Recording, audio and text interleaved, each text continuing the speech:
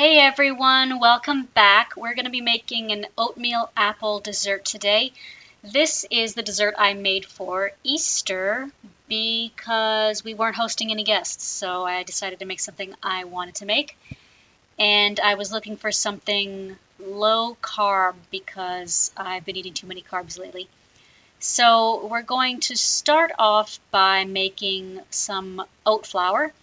Oatmeal is also gluten-free, although I've read that some factories don't actually confirm this, so there may be wheat mixed in with some kinds of oatmeal. So check your packaging to be sure. Put 3/4 cup of oatmeal into a blender and turn it into oat flour. This original recipe came from a website called Her Highness HungryMe.com. I don't know what that's supposed to mean. But the original recipe said to throw absolutely everything into the blender with the exception of 1/4 cup of oatmeal. So I was like, no, I don't want to liquefy my apples. A, B, C, D, E, F, G, H, I, J, J. I haven't played that apple stem game in a long time, but I know I twist my apples different from everybody else.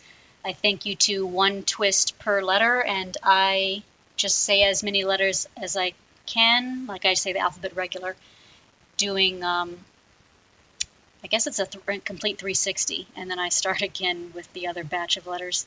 Anyway, J is supposed to be the letter of the name of somebody you marry. We're going to just say that my husband's middle initial starts with J, so let's just say that I married him, because I did. So instead of throwing all the ingredients into the blender, which you can do, I wanted to actually taste my apples and, I don't know that they were in the batter. So I decided just to make it in the stand mixer instead. So you're going to want to take one large apple. I don't know if this is really a large one. This happens to be a gala apple that I had. And just cut it up into small pieces. If you are going the blender route, your size of apple chunks will probably be determined by how strong your blender is. If your blender's not that great, definitely make smaller chunks. I made sort of small chunks because I wanted them to be just small in the muffins I decided to make.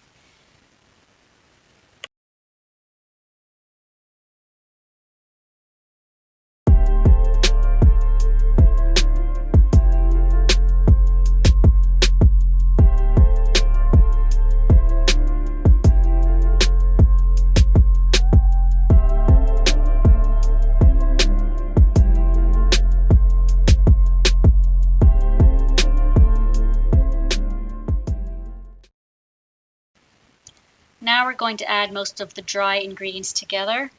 Pour the oat flour into the stand mixer if you're using one. I do like cooking with oat flour.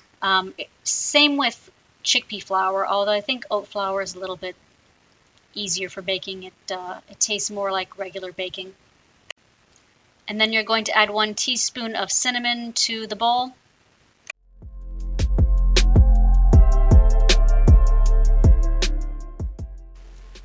Then 1/2 teaspoon of baking powder.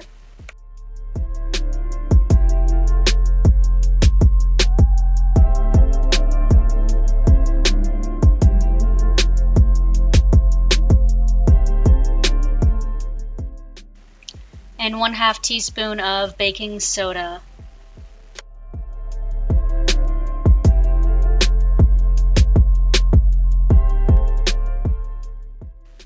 Blend the dry ingredients well.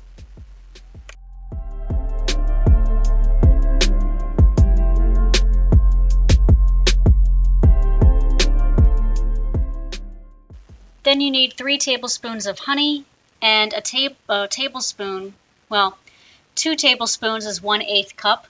So I went between the 1/8 cup and 1/4 cup marker to get 3 tablespoons on my liquid measuring cup. I don't know what this is called, but I feel like it would be a sticky liquid measuring cup. Maybe Google that and see if you find something like that. There is a line on it to tell you where to stop if you're pouring a liquid into it, but it's primarily for things that are sticky that won't, come out of a spoon all that great. You don't want to have to like dig your finger inside the tablespoon and get it out, and then you can never get the entire quantity out, so this is more exact measuring. I really like this tool.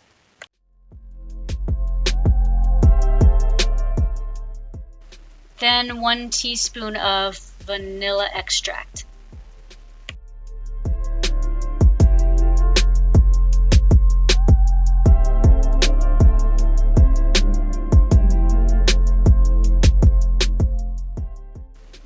You're supposed to add a tablespoon of butter or coconut oil.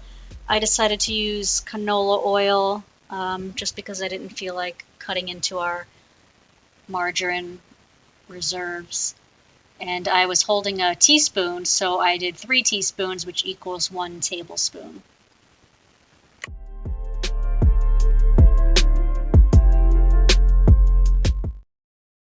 And then 3 tablespoons of plain yogurt.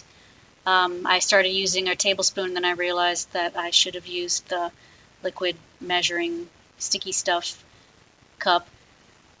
If you don't have yogurt, I think you could probably use milk or a vegan milk without changing the consistency very much. I was looking online to find out what the point of the yogurt was. It looks like yogurt is just a milk substitute in baking baked goods, so use milk if that's what you got. I have Greek yogurt all the time because it's one of my snacks, and I use it in a lot of dip recipes too.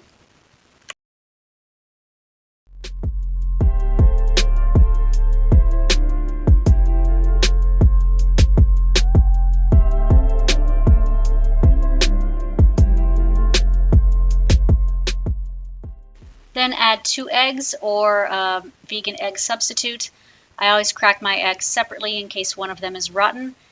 And another reason I used eggs in this recipe instead of the cornstarch and water substitute is because my husband keeps complaining that we have too many eggs, because I think we've had these eggs for a month. I bought a dozen at Trader Joe's a while back when their prices were cheaper than everywhere else, and now Walmart's eggs are cheap again, so we have too many apparently. Don't know how that's possible, but we do. So then blend everything well, and I think next step is to add the apples, and then we'll be almost finished. Okay, so here's what it looked like after I blended it. It looks like melted ice cream. I wasn't very thrilled with the consistency of the batter, because I don't know how that's gonna turn into, like a cake thing, a muffin thing.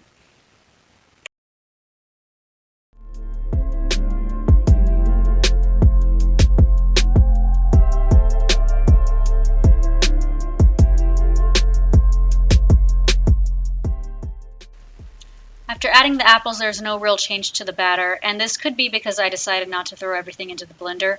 I assume the apples would have changed the consistency of the batter. However, I still don't really think it's supposed to be this thin regardless. So then the recipe says to add your last 1/4 cup of oats. And then in case you didn't notice, I use rolled oats. I don't use instant oats for any recipes. Baking specifically almost always wants you to use something that's not instant oats, because the oats have to absorb, usually the butter, absorb the moisture in your batter to properly, I guess, work to get the right consistency.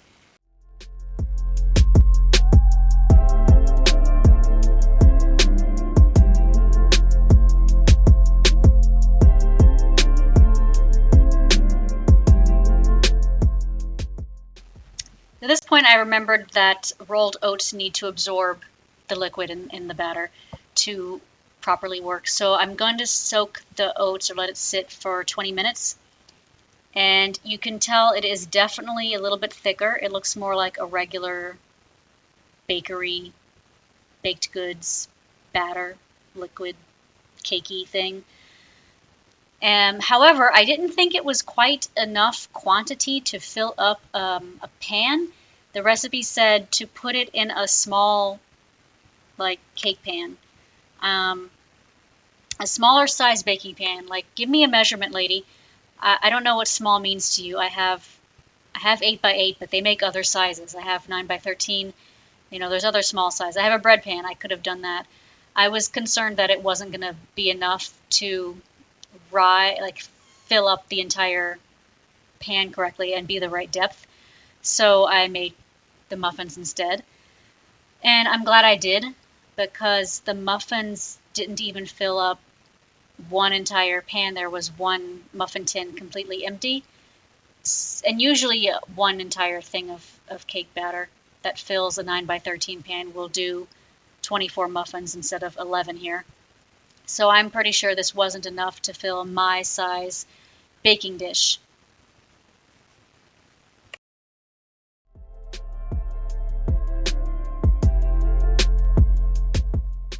So then we're going to bake them at 350 for 20 to 30 minutes. That is if you use the original recipe. I did 15 because muffins and cupcakes tend to need to be cooked for a shorter period. And then they weren't dark enough, so I added an extra 3, and I decided that was the right time. I'm going to stab them all with a toothpick to make sure that they're cooked all the way through. If they're not, you'll see a little bit of batter, like wet, moist batter, not just crumbs, on the toothpick. And they were all good, so success.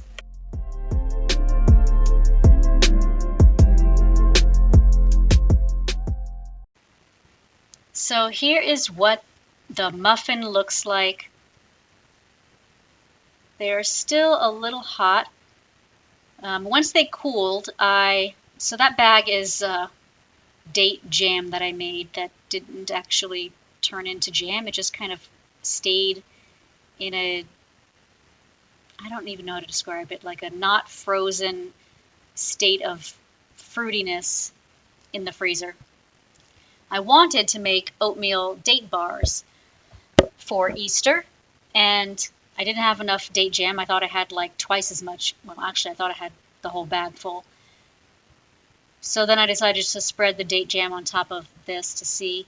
I could have also used it in addition to the honey or to replace the honey, but I didn't want to steer that far from the recipe. So you can see the oat flour is a good wheat flour substitute. It stretches and rises fairly well compared to chickpea flour, and it tasted really good even without the date jam. I hope you enjoyed this video. Like, share, and subscribe, and I will see you all in the next one. Happy eating!